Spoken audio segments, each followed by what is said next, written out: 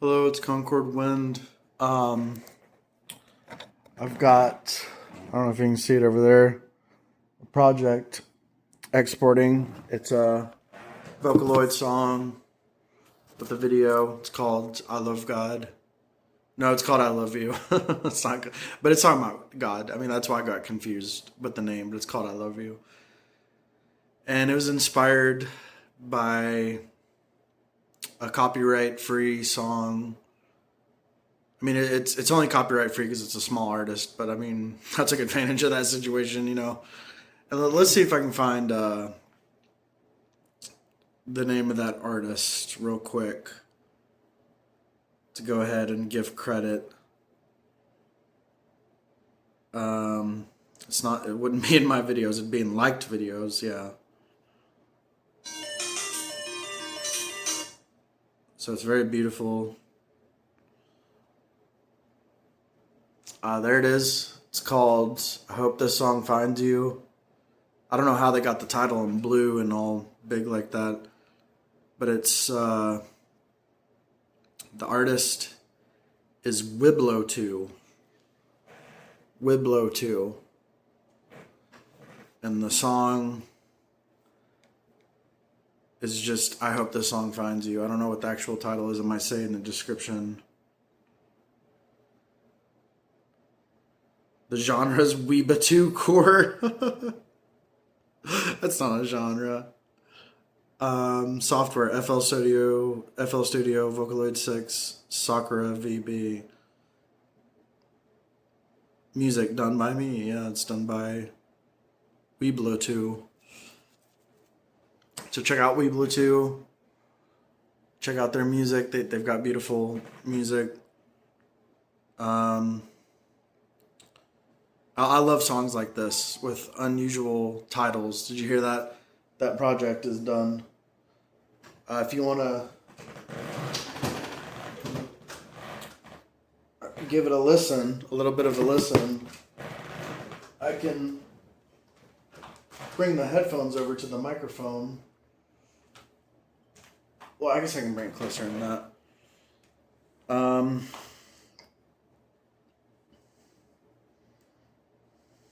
Oops. Laptop's falling. Alright.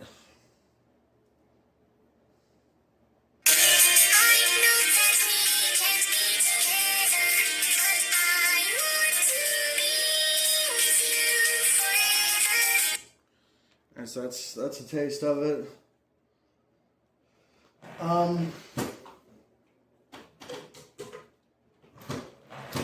And then that's the song that I put together with Suno and FL Studio combined. Like I put it together. And here's the original. It was inspired by.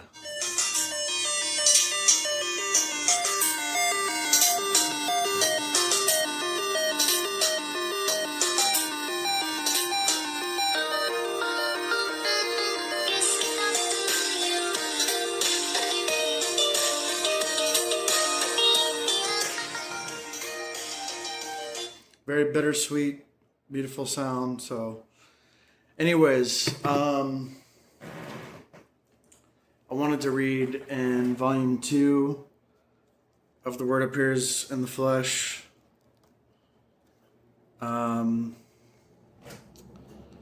Job after his trials. So these are Bible verses I'm going to be reading from this book. This book actually has a surprising amount of Bible verses. So Job 42, 7 through 9. And it was so that after Jehovah had spoken these words to Job, Jehovah said to Eliphaz the Temanite, My wrath is kindled against you and against your 2 friends, for you have not spoken of me the thing that is right, as my servant Job has. Therefore take to you now 7 bullocks and 7 rams, and go to my servant Job, and offer up for yourselves a burnt offering. And my servant Job shall pray for you, for him will I accept, lest I deal with you after your folly, and that you have not spoken of me the thing which is right, like my servant Job. So Eliphaz the Temanite, and Bildad the Shuhite, and Zophar the Naamathite went and did according as Jehovah commanded them. Jehovah also accepted Job. Job 42:10. And Jehovah turns the captivity of Job which he prayed for his friends, and Jehovah gave Job twice as much as he had before. Job 42:12. So Jehovah blessed the latter end of Job more than his beginning, for he had 14,000 sheep and 6,000 camels and 1,000 yoke of oxen and 1,000 she-asses. Job 42:17. So Job died, being old and full of days.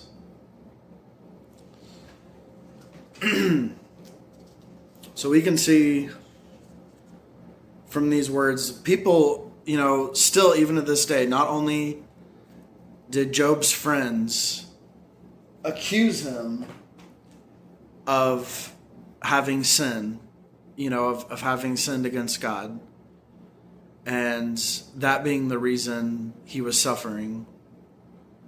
Not only did his friends accuse him of that, but people of today, pastors and bishops and priests and Christians and Catholics and all kinds of people, my mom, everybody accuses Job of not being perfect. But it says in the Bible, it says, in the Word appears in the flesh, it says in, many books that Job was perfect. Job 1:1, and in the land of Uz there lived a man named Job, and he was perfect and upright and shunned and feared God and shunned evil.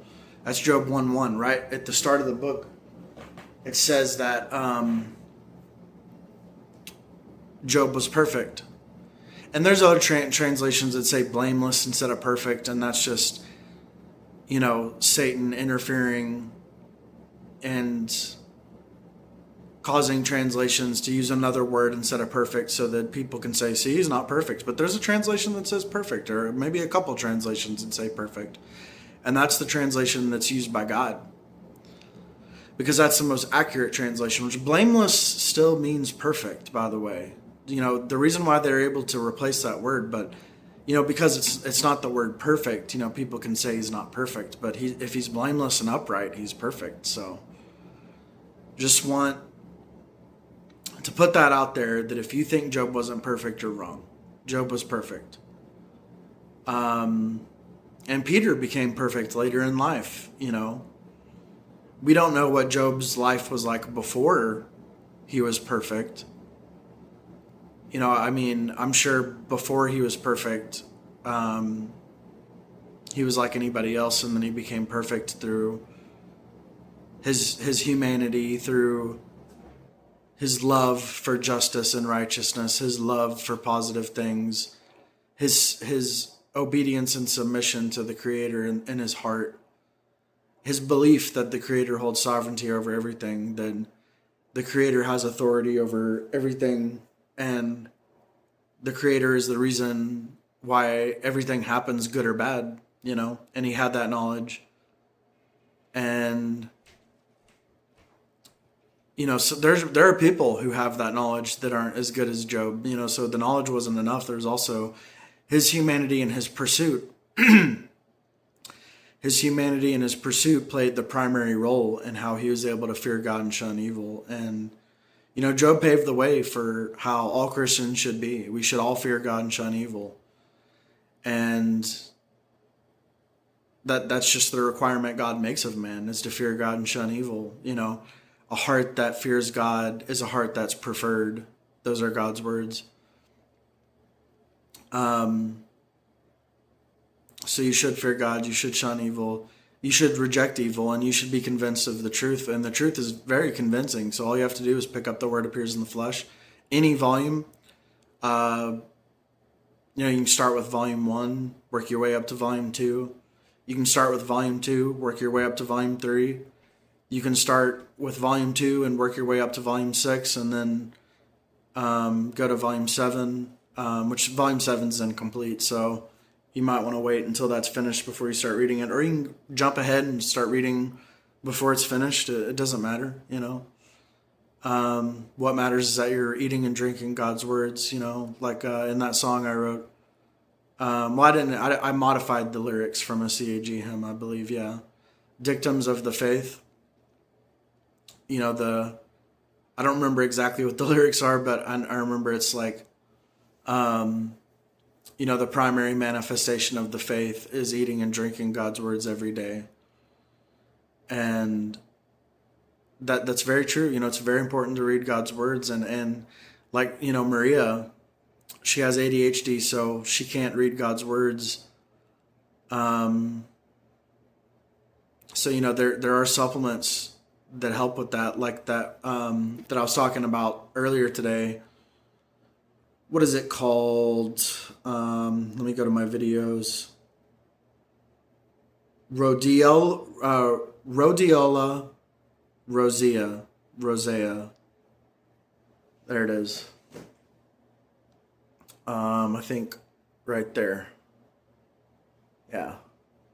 I don't know if it's focusing. I don't know if you can see that.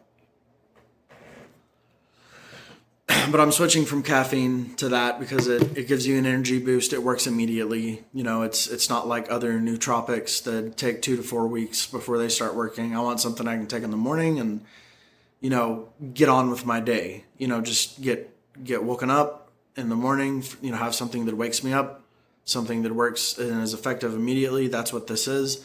And it's also got L-theanine, which is also effective immediately. I don't think it's as effective as the Rhodiola rosea or whatever it's called. But yeah, I'm going to be getting some of that. I'm going to be getting pouches, so I'm excited about that. And she needs to get some of those pouches, I think, for sure, because it helps with cognitive function. It helps with focus, And she can take the other nootropics that take 2 to 4 weeks before they work. They might be more effective over the long term, like the Rhodiola is more of a short term. So the Rhodiola is a Band-Aid, which is all I need. I only need a Band-Aid. I don't need like a long-term solution right now. The other nootropics like lion's mane, cordyceps, reishi, those are more long-term fixes. The Rhodiola is more short-term fix. So anyways, but she could take all of it, get immediate results and then get the long-term results too. All right, that's it for this video. Remember, there's always something you can do. Just pray to God, rely on Him, cooperate with Him.